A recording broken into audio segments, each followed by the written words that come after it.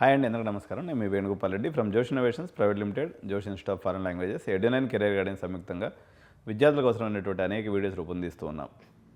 మొత్తం మీద గల్ఫ్ ప్రాంతాన్ని యుద్ధం అతలాకుతలం చేసింది. అయినప్పటికీ చాలామంది విద్యార్థులు గల్ఫ్ నుంచి మనకి ఎక్కువ కాల్స్ వస్తుంటాయి. దాసాకు సంబంధించినటువంటి అడ్మిషన్స్లో మేజర్ పోర్షన్ వచ్చేసి మనకి గల్ఫ్ ప్రాంతం నుంచి ఉంటాయి. అదేవిధంగా కొంతమంది యూకే నుంచి కూడా ఇప్పుడు అక్కడ మార్కెట్ బాగలేని పరిస్థితుల వల్ల కొంతమంది రిటర్న్ వస్తూ ఉన్నారు. ఈ దాసా అడ్మిషన్స్ గురించి ఈ సంవత్సరం అయితే రిటర్న్ మైగ్రేషన్ వల్ల డిమాండ్ అయితే బాగానే ఉంది. అసలు ఈ దాసా అడ్మిషన్స్ అంటే ఏంది? ఇప్పుడు జేఈ మెయిన్స్ సెషన్ 2 కూడా కంప్లీట్ అయిపోయింది. మీ అందరి చేతిలో స్కోర్ కార్డ్ చేతిలో ఉంది. ఎన్ఐటీస్లో, ట్రిపుల్ ఐటీస్లో, జిఎఫ్టిఐస్లో తక్కువ మార్కులు వచ్చిన అడ్మిషన్ పొందాలి అంటే ఉన్నటువంటి ఒక మార్గం ఈ దాసా. ఒకసారి ఈ దాసా అంటే ఏంటో ఒకసారి మనం చూద్దాం. What is DASA admission? The complete guide to the secret NRI quota for top NITs. So మొత్తం దీని మీద మనం ఒక 15 వీడియోలు చేస్తున్నామండి. ఇందులో నెంబర్ 1 వీడియో ఇది, NRI engineering admission master class. DASA అంటే ఏమిటి, టాప్ ఎన్ఐటీలో సీట్ సాధించడానికి పూర్తి మనం ఈరోజు గైడెన్స్ అయితే ఇవ్వడం జరుగుతుంది. ఇది ప్రత్యేకమైనటువంటి ఒక mastery class.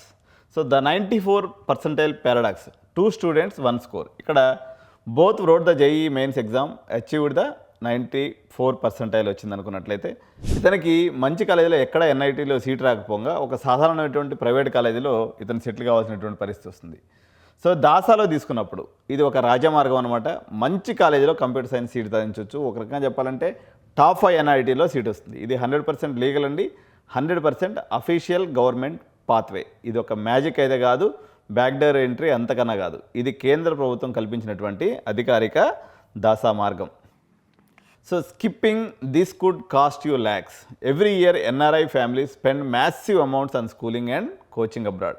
Yes, critical mistakes at the admission stage destroy dream careers. సరైన గైడెన్స్ లేకపోవడం వల్ల ఎంతోమంది తల్లిదండ్రులు లక్షల రూపాయలు కోల్పోతూ ఉంటారనమాట. ఈ ఒక్క వీడియో మీ పిల్లవాడి భవిష్యత్తును మార్చగలదు. సో దాసా అంటే మీనింగ్ ఏంటంటే, direct admission of students abroad, an official scheme by the ministry of education, government of India, designed exclusively for non-resident Indians, NRIs, persons of Indian origin, PIOs, overseas citizen of India, OCIs, and foreign nationals. ఇందులో ఒక విషయాన్ని నేను ఇక్కడ add చేయదలుచుకున్నా. చాలామంది భారతీయ సంతతికి చెందినటువంటి పిల్లలు, వాళ్ళందరూ అమెరికాలో పుట్టి లేకపోతే యూకే కొన్ని దేశాల్లో పుట్టి అక్కడ పుట్టగానే సిటిజన్షిప్ వచ్చేస్తుంది.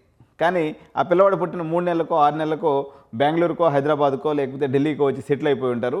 వాళ్ళందరూ మన ఇండియన్స్ అయి ఉంటారు. చదువు మొత్తం ఇక్కడే సాగి ఉంటుంది. వీళ్ళు దాసా కిందకు వస్తారా లేదా అనేటువంటి ఒక యాంబిగిటీ అయితే ఉంది. బట్ నాకున్న సమాచారం మేరకు వీళ్ళందరూ కూడా దాసా కిందకే వస్తారు. ఎందుకంటే దీనికి సంబంధించినటువంటి అనేక జడ్జిమెంట్, కొంత కన్ఫ్యూజన్స్ కూడా ఉన్నాయి. బట్ ఫైనల్గా నాకు అర్థమైనటువంటి అనాలిసిస్ మేరకు వీళ్ళైతే దాసా కిందకైతే వస్తారు. సో ఏంటి ఈ దాసా కౌన్సిలింగ్ అంటే ఏంటంటే, భారతీయులు మన విదేశాల్లో ఉండి మనకి లక్షలాది కోట్లు రెమిటెన్సెస్ రూపంలో పంపిస్తూ ఉంటారు అనమాట. వాళ్ళ గౌరవార్థం, వాళ్ళ పిల్లల యొక్క సేఫ్టీ కోసం భారతదేశంలో ఉన్నటువంటి ప్రీమియర్ ఇన్స్టిట్యూషన్స్లో కూడా సీట్లు ఇవ్వాలనేటువంటి ఉద్దేశంతో ఒక 15% ఎక్స్ట్రా సీట్ని కల్పించి, సపోజ్ అక్కడ ఒక 500 ఇంటేక్ ఉందనుకోండి, దాని మీద ఒక 15% ఎక్స్ట్రా కల్పించి ఒక విఐపి టికెట్ లాగా చేయడం అనేది జరిగింది. సో ఇండియాలోని టాప్ 60+ సెంట్రల్ ఇన్స్టిట్యూట్లో మీ సొంతం చేసుకోవచ్చు అనమాట. దీని కింద ఏమేమి వస్తాయంటే 31 ఎన్ఐటీస్ వస్తాయి, 26 ట్రిపుల్ ఐటీస్ వస్తాయి, 3 school of planning and architecture వస్తాయి, అండ్ అన్ని జిఎఫ్టిఎస్ కూడా దీని కింద వస్తాయన్నమాట. ఇంపార్టెంట్ క్లారిఫికేషన్ అండి, దాసా అనేది ఐఐటీలో అడ్మిషన్స్ కోసం పనిచేయదు. ఇది ఓన్లీ నేను చెప్పినటువంటి ఎన్ఐటీసు, జిఎఫ్టిఐస్, ట్రిపుల్ ఐటీస్లో పనిచేస్తుంది తప్ప ఐఐటీలోకి ఇది పనిచేయదు. దాసా కిందకి ఐఐటీ ఇన్స్టిట్యూషన్స్ రావు. ఇది బండ గుర్తు, మీరు గుర్తుపెట్టుకోవాల్సినటువంటి విషయం. సో దాసా అంటే మెరిట్ బేసే ఉంటుందండి. దీంట్లో మేనేజ్మెంట్ సీట్స్ అనేవి ఉండవు. దాసాలో మేనేజ్మెంట్ సీట్ చేస్తా ఉన్నటువంటి ప్రబుద్ధులు కూడా ఉంటారు మార్కెట్లో. దాసా కింద మేనేజ్మెంట్ సీట్స్ ఉండవు. కంప్లీట్గా ఇది జోసాలోనే దాసా కౌన్సిలింగ్ అని సపరేట్గా నడుస్తుంది. ఈ దాసా కౌన్సిలింగ్లో దీంట్లో శాట్ స్కోర్స్ అనేవి ఎట్టి పరిస్థితుల్లో యాక్సెప్ట్ చేయరు.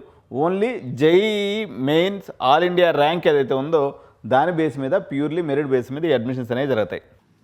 మెయిన్స్ ఎగ్జామ్ రాయకుండా ఈ అడ్మిషన్ తీసుకోవచ్చా అంటే అలా అవకాశం లేదు. DASA is purely merit basis and there is no management DASA admissions at all. So ప్రతి ఎన్ఆర్ఐకి అవకాశం ఉంటుందా అంటే లేదండి. విద్యార్థి తప్పనిసరిగా 11, 12వ తరగతుల్లో విదేశాల్లో చదివి ఉండాలి అనేటువంటి నియమం విషయంలో దీంట్లో కొంత ఇది ఉందండి.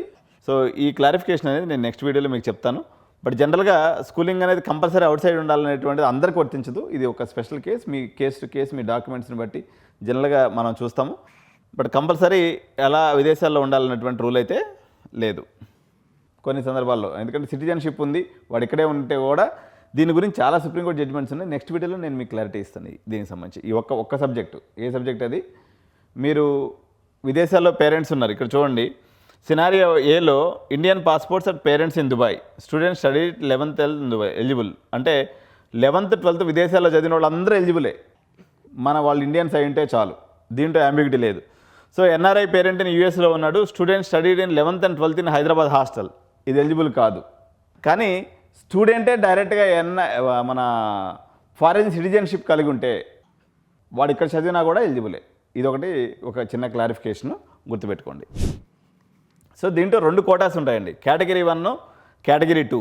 కేటగిరీ 1లో వచ్చేసి మనకి వెస్ట్రన్ కంట్రీకి సంబంధించినటువంటి CAWS అంటే గల్ఫ్ కంట్రీకి సంబంధించినటువంటి కోటా అనమాట ఇది.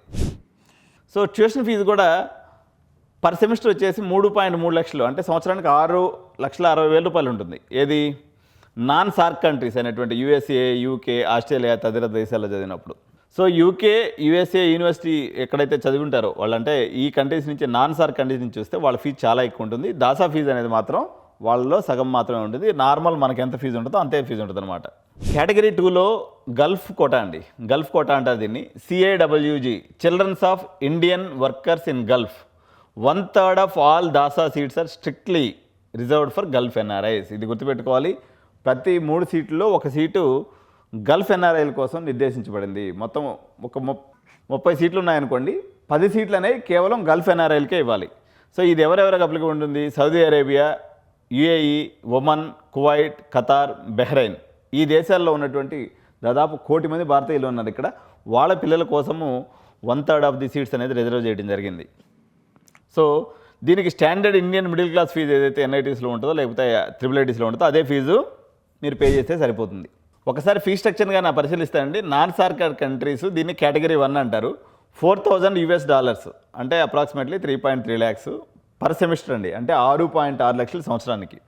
అదే CIWG కోటా అయితే 62,500 సెమిస్టర్కి, 1,25,000 ఒక సంవత్సరానికి. So computer science NIT Surathkal గురించి మనం ఇప్పుడు మాట్లాడుతూ ఉన్నాం.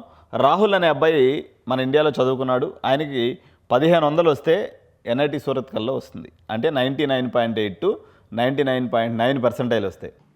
రోహిత్ అనే అబ్బాయి దుబాయ్లో చదువుకున్నాడు, ఇంటర్మీడియట్. అతనికి 20,000 నుంచి 25,000 ర్యాంక్ వచ్చినా సరిపోతుంది, అంటే 97% వచ్చినా కూడా NIT సూరత్కల్లో సేమ్ CSE సీట్ వస్తుంది. సో ఇక్కడ నాన్ సార్క్ స్టూడెంట్గానైతే, అంటే అతను 6,60,000 కట్టడానికి ప్రిపేర్ అయినటువంటి స్టూడెంట్, లేకపోతే విదేశాల్లో ఉన్నటువంటి వెస్ట్రన్ స్టూడెంట్గానైతే అతనికి 35,000 ర్యాంక్ వచ్చినా కూడా సీట్ వచ్చేస్తుంది. ఇక్కడేమో 1,500కి వస్తే సీటు అక్కడ 35,000 ర్యాంక్ కూడా మనకి సీట్ వస్తుందన్నమాట. సో సాధారణ విద్యార్థి 14 లక్షల మందితో పోటీ పడితే సీటు వస్తుంది, కానీ NRI కోటా ద్వారా చాలా తక్కువ ర్యాంక్తోనే టాప్ సీటు సాధించవచ్చు. సో ఒకవేళ 85-90% ఉంటే మేము దాసా కోటాకి వెళ్ళొచ్చా అని చాలామంది పేరెంట్స్ అడుగుతూ ఉంటారు. సో జనరల్ కౌన్సిలింగ్లో ఆ పర్సంటేజ్కి అసలు ఇంపాసిబుల్ అండి సీట్ రావడం NITsలో. వేరే దాసా కౌన్సిలింగ్ వచ్చేసరికి mechanical, civil, ECE, mid tier NITsలో కంఫర్టబుల్గా మీకు 85-90% ఈజీగా సీట్ వస్తుంది. ఎప్పుడైనా మీరు CAWG అంటే మీరు దుబాయ్ స్టూడెంట్ అయినప్పుడు కూడా చాయిస్ ఫిల్లింగ్ చేసేటప్పుడు, ఆప్షన్స్ తీసుకునేటప్పుడు CAWG కోటా మీరు పెట్టండి. కానీ రెగ్యులర్ దాసాలో కూడా మీరు కానీ ఆప్షన్ కానీ ఇచ్చినట్లయితే, మీరు ఫీజు కట్టుకునే స్తోమత ఉన్నట్లయితే 6.6 లక్షలు, అప్పుడు ఫస్ట్ మీకు సీట్ వచ్చేటువంటి ప్రాబబిలిటీ చాలా ఎక్కువగా ఉంటుంది అనమాట. Requires a highly calculated financial strategy before choice filling. అంటే మీరు అంత ఫీజు కట్టగలరా 6.6 లక్షలు అనేది మీరు డిసైడ్ చేసుకోవాల్సినటువంటి విషయం. Passport, visa, company work certificate ఇవన్నీ కూడా పర్ఫెక్ట్గా ఉండాలండి, లేకపోతే రిజెక్ట్ అయిపోతుంది. Job changes in 12th standard, mid year visa renewals can cause instant rejection. Paper work అనేది ఇప్పటి నుంచి స్టార్ట్ చేసుకుంటే కానీ ఇది అవ్వదండి. సో జాగ్రత్తగా పేపర్ వర్క్ చేసుకోవాలా. డాక్యుమెంట్స్ విషయంలో అధికారులు చాలా స్ట్రిక్ట్గా ఉంటారు. చిన్న తప్పు జరిగినా మీ అప్లికేషన్ వెంటనే రిజెక్ట్ అయిపోతుంది. సో మామూలుగా ఒకప్పుడు దీని గురించి పెద్దగా ఎవరికి తెలిసే కాదు. ఇప్పుడైతే అబ్రాడ్లో ఉన్నటువంటి ప్రతి పేరెంట్కి ఈ కోటా గురించి తెలిసిపోయింది కాబట్టి దీంట్లో కూడా కాంపిటీషన్ అనేది పెరిగిపోయింది. So ordering, choice filling perfectly across 60+ కాలేజెస్లో మనం ఆప్షన్స్ పెట్టుకోవాలి. Adapting to the dynamic seat matrix changes, verifying complex strict government డాక్యుమెంటేషన్కి మనం కట్టుబడి ఉండాలి. 1 wrong click can ruin 2 years of your hard work. 2 ఏళ్ళు మీ పిల్లలు తీసుకున్నటువంటి కష్టపడి వాళ్ళు ఇంటర్మీడియట్ చదువుకొని పర్సంటేజ్ 75% తెచ్చుకొని వాళ్ళు జేఈ రాసుకొని స్కోర్ తెచ్చుకున్నటువంటిది మీరు ప్రాపర్గా రూల్స్ అండ్ రెగ్యులేషన్స్ ప్రకారంగా చాయిస్ ఫిల్లింగ్ చేసుకోకపోతే మీకు నష్టం జరిగేటువంటి అవకాశం ఉంది. సో ఎడ్యు9 దగ్గర పర్టికులర్గా గల్ఫ్ కంట్రీస్ పిల్లల కోసం మేము 1-to-1 పర్సనలైజ్డ్ ఎక్స్పర్ట్ గైడెన్స్ ఉంటుందండి. సో అప్లికేషన్ స్ట్రాటజీ నుంచి ఫైనల్ కాలేజ్ రిపోర్టింగ్ అయ్యే వరకు కంప్లీట్గా మేమే బాధ్యత తీసుకుంటాం. మీకు మొత్తం వర్క్ కూడా చేసి పెడతాం. సో చాలా ప్రైవేట్ కాలేజెస్లో కూడా మంచి మంచి కాలేజెస్లో మీకు దాసా కోటా ఉంటుంది, లేదా CAWG కోటా ప్రత్యేకంగా ఉంటుంది. వాటి గురించి కూడా మేము మీకు ఎప్పటికప్పుడు సమాచారం ఇచ్చి మీకు హెల్ప్ చేస్తాం అన్నమాట. సో నెక్స్ట్ ఎపిసోడ్లో step by step eligibility rules, documents check list for DASA ఇవన్నీ కూడా మనం చూద్దాం. సో ఈ వీడియో మీకు నచ్చినట్లయితే ఛానల్ సబ్స్క్రైబ్ చేయండి. పర్టికులర్గా గల్ఫ్ కంట్రీలో ఉన్నటువంటి పేరెంట్స్ అందరూ యుద్ధ భయంతో ఒక పక్కన CBSE బోర్డ్ ఎగ్జామ్స్ చాలా ఎగ్జామ్స్ క్యాన్సిల్ అయినాయి. దీనికి సంబంధించిన వీడియో కూడా మనం నెక్స్ట్ చేస్తూ ఉన్నాం. ఏప్రిల్ 13వ తారీఖే CBSEకి బోర్డుకి మీ కాలేజెస్ వాళ్ళు రిజల్ట్స్ అనేది సబ్మిట్ చేయడం జరిగింది. ఏ ప్రాతిపదికన సబ్మిట్ చేశారని మీరు టెన్షన్ తీసుకోవాల్సిన అవసరం లేదు. ప్రొసీజర్ ప్రకారం నడుస్తుంది. ఆన్ టైంలో మీకు రిజల్ట్స్ రావడం కూడా జరుగుతుంది. కాబట్టి మీరు ఎగ్జామ్స్ రాయలేదు కదా, మనం ఇండియాలో చేరితే ఏమన్నా ఇబ్బంది అవుద్దని టెన్షన్ పడాల్సిన అవసరం లేదు. మీరు రాసినటువంటి quarterly exams, half yearly exams, pre final exams base చేసుకొని మీ కాలేజీ వాళ్ళు ఆల్రెడీ CBSEకి మీ యొక్క మార్క్స్ అయితే పంపించేయడం జరిగింది. ఒకవేళ ఎవరైనా డిస్సాటిస్ఫాక్షన్ ఉంటే మళ్ళీ నెక్స్ట్ జరిగేటువంటి సప్లిమెంటరీ ఎగ్జామ్స్ మీరు రాసుకోవచ్చు. But mostly I think you have done with CBSE board exams. Now it is the time to think about DASA counseling and admission process at India. If you are interested to get admission in any of the colleges in India, particularly majority of the Gulf parents are more inclined to Bangalore colleges and sometimes few Hyderabad colleges. So we are offering our complete guidance to get your admission in all the premier institutions across India as well as top NITs using DASA counseling. For more guidance with related to DASA complete process, please dial to the scrolling number. So we are here to offer all complete guidance to your admission process. Thank you so much. Jai Hind, Jai Bharat.